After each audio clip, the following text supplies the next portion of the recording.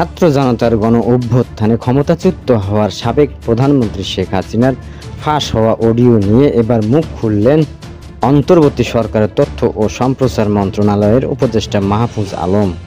বুধবার রাত 8টা 4 মিনিটে নিজের ভেরিফাইড ফেসবুকে পেজে দেওয়া এক পোস্টে তিনি লিখেছেন, হাসিনার অডিও এসেছে, ভিজুয়ালি আসবে শিগগিরই, সত্য প্রকাশ হবেই। এর আগে বিবিসির অনুসন্ধানী ইউনিট বিবিসিআই ফাঁস হওয়া একটি অডিও রেকর্ড প্রকাশ করে, যেখানে শেখ হাসিনাকে বিক্ষোভ দমনের নিরাপত্তা বাহিনীকে প্রাণঘাতী অস্ত্র ব্যবহারের অনুমতি দিতে শোনা যায়। ফাঁস হওয়া এই অডিও গত বছরের 18 জুলাই শেখ হাসিনার সরকারি বাসভবন গণভবনের একজন অজ্ঞাত সরকারি কর্মকর্তার সঙ্গে কথোপকথনের সময় রেকর্ড করা হয় বলে জানিয়েছেন বিবিসি।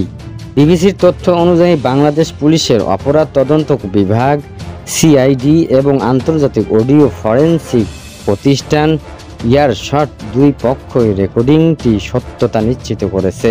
বিশেষজ্ঞদের মতে অডিওতে কোনো সম্পাদনার ছাপ নেই, বরং এটি স্বাভাবিক ফোন আলাপ, যা সম্ভবত স্পিকারে বাজিয়ে রেকর্ড করা হয়েছিল।